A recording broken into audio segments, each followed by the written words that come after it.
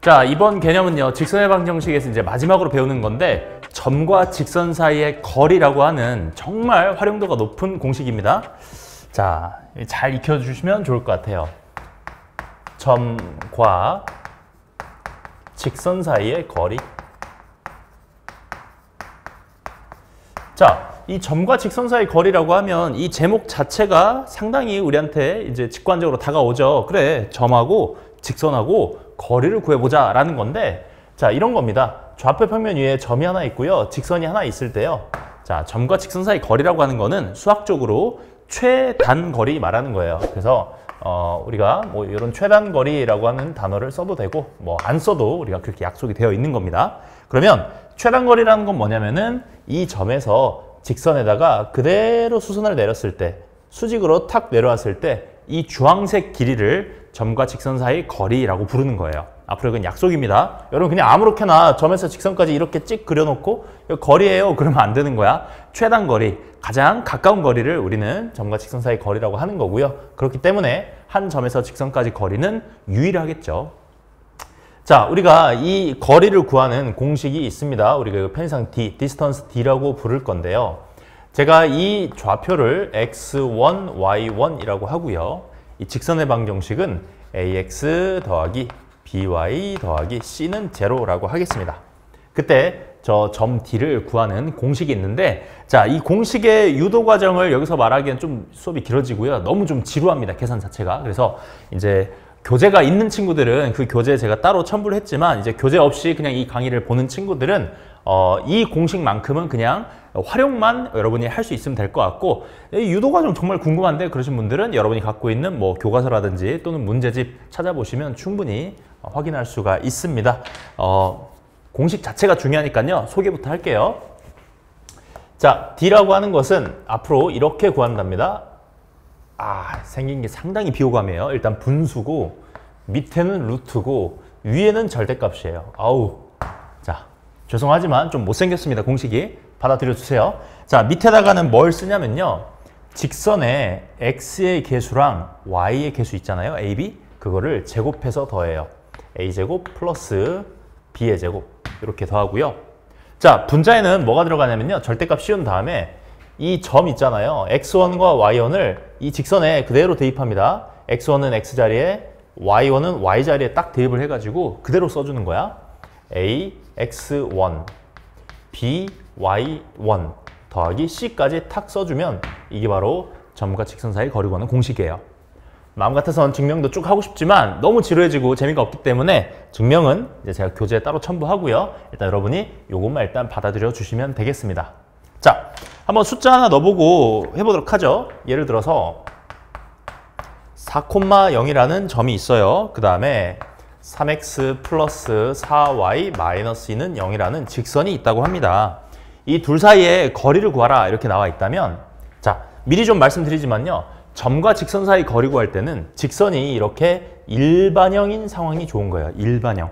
표준형으로 되어 있어도 일반형 고쳐주세요. 알겠죠? 일반형으로 바꿔주신 다음에, 자, 거리는 이렇게 구할 것이다.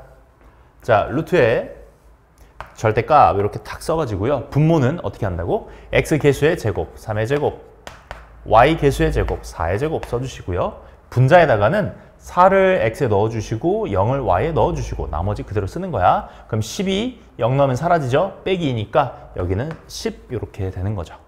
그럼 이건 계산이 깔끔하죠? 여기는 5고 여기는 절대값 10이니까 결과는 2가 되겠습니다. 그래서 이 점과 직선 사이 거리는 2다라는 거 이렇게 확인할 수가 있겠습니다.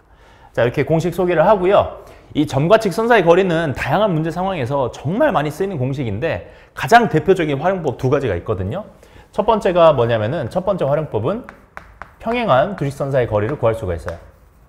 평행한 두 직선 사이의 거리를 구할 때 쓸 수 있고요. 또 중요한 활용법 중에 하나가 뭐냐면은 삼각형 넓이 구할 때, 삼각형 넓이 구할 때도 요거를 써먹을 수가 있다. 이게 이제 이 삼각형은 좌표가 주어진 삼각형, 좌표가 주어진 삼각형. 자, 요 두 가지 내용을 한번 빠르게 살펴보고요. 저렇게 써먹는구나. 한번 확인해 보시겠습니다. 자, 이걸 일단 지우도록 하고요. 자, 첫 번째, 평행한 두 직선 사이 거리 구할 때 이 공식을 쓴답니다. 자, 다시 한번 말해요. 평행한 두 직선. 두 직선이 평행할 때만 그 둘 사이의 거리라는 걸 이야기할 수가 있거든요. 왜냐면은 둘이 평행해야만 어떤 점에서 긋든지 간에 이 최단거리가 전부 다 동일하게 되죠. 만약에 직선이 평행하지 않다면 그러면 이 두 직선 사이 거리를 어떻게 잡아야 되냐? 기준이 없어요. 그렇기 때문에 항상 우리가 직선과 직선의 거리 말할 때는 평행한 두 직선을 이야기하게 되고요.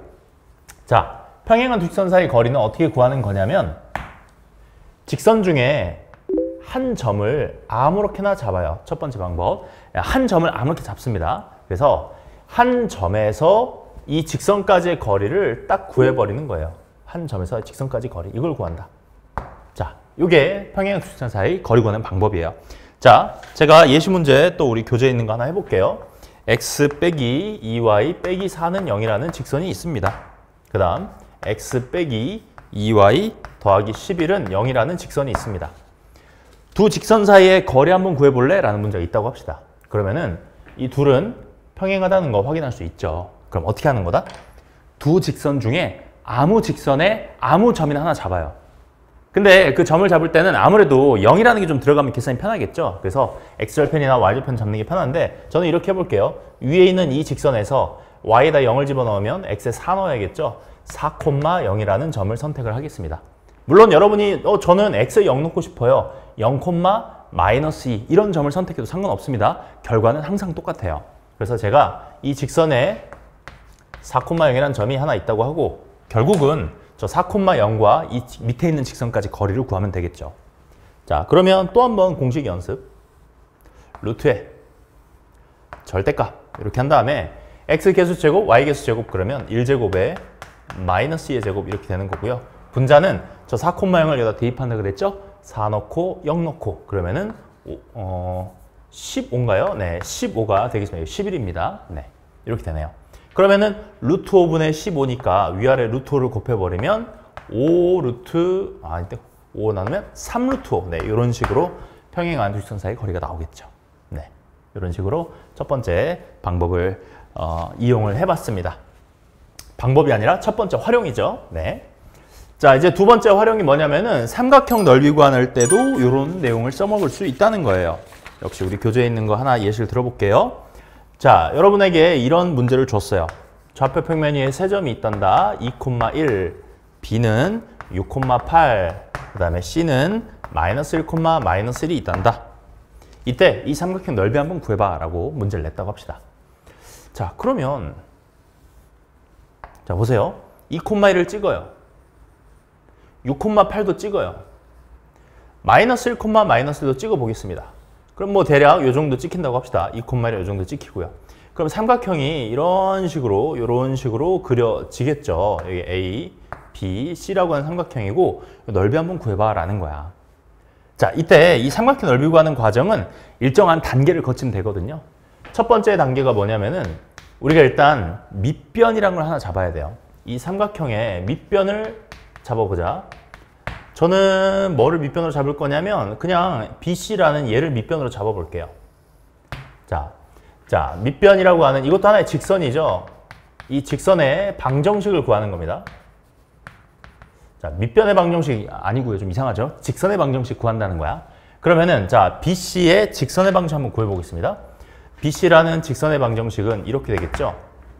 자, 여기 마이너스 1, 마이너스 1이고요. 이거 6,8이에요. 그럼 일단 기울기부터 알아야겠죠? x 증가량 마이너스 1에서 6까지 변했으니까 7. y 증가량 마이너스 1에서 8로 변했으니까 9. 이게 기울기예요.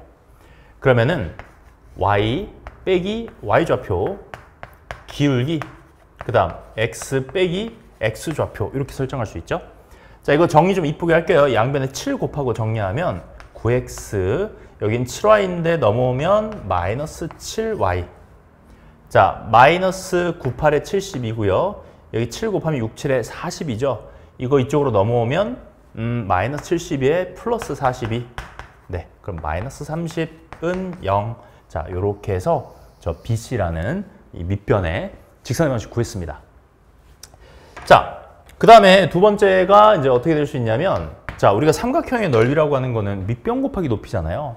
그래서 높이라는 게 뭐냐면은 이 꼭지점에서 밑변에 내린 이 수선의 길이, 이게 바로 높이잖아요.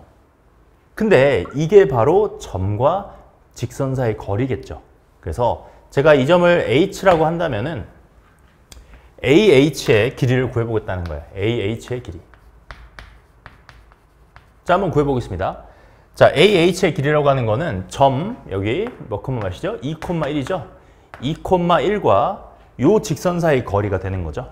그러면은 공식 한번 써볼게요. 우리가 D를 이렇게 한번 써보면 밑에는 루트, 자, 9의 제곱 더하기 마이너스 7의 제곱. 숫자 커. 일단 상관없어. 2,1을 넣어볼게요. 2, 9, 18 절대값 2, 9, 18 1 넣으면 마이너스 7, 그 다음에 마이너스 30. 자, 이렇게 됩니다. 자, 그러면은 여기는 루트 한 다음에 자, 어떻게 되죠? 루트 9, 9, 81 더하기 7, 7에 49 130이네요. 130하고 절대값 여기는 얼마입니까? 11 마이너스 30 마이너스 19. 네, 이렇게 일단 썼습니다. 자, 이게 바로 AH의 길이에요. 자, 이제 삼각형의 넓이기 때문에 어떻게 하면 돼? 밑변 곱하기 높이 나누기 2 하면 되는 거죠? 그럼 이제 3단계가 뭐냐면은 밑변 길이를 구하시면 되겠습니다. 자, 뭐 순서가 중요하지 않습니다. 그냥 구할 거 차례대로 구하시면 돼요. 여러분 뭐 밑변 먼저 구하고 그 다음에 직선의 방식 구하고 높이 구한다 이렇게 하셔도 상관없는 거야. 자, 이제 이 밑변의 길이 바로 BC의 길이죠. BC의 길이는 뭘로 구해야 될까요? BC의 길이는 점과 점 사이 거리 구해야겠죠. BC의 길이 루트 한 다음에 6 마이너스 1의 전체 제곱 더하기 8 마이너스 1의 전체 제곱 해서 루트 7, 7에 49 9, 9, 81 아까 본 거네? 이거 130이 되겠네요. 됐죠? 자, 이제 마무리. 이것들을 다 총동원해서 2분의 1에 밑변 루트 130 높이 아까 이게 높이였죠? 루트 130분의 깔끔하죠? 절대값 19 네, 19 이렇게 되겠습니다. 그러면 이렇게 지워지면서 결과적으로는 2분의 19라고 하는 넓이가 딱 나오게 되는 거죠. 답이 맞았을까요? 오, 계산이 틀렸네요. 오, 아하, 안타까운 이야기군요. 어디가 틀렸을까요? 2분의 13이 답이라면 여기가 틀린 것 같은데 자, 4, 잠시만요. 점과 직선 사이 거리 공식 아까 2,1에서 이 직선까지 거리죠. 2, 9, 18 빼기 7 빼기 30 11 빼기 30 11 빼기 30 오호, 어디가 틀렸을까요? 직선의 방정식이 조금 잘못된 것 같은데 이거 참 계산이 죄송합니다 여러분. 7을 곱하면 7y 9x 9y 빼기 7x 6, 7에 42 8, 9, 72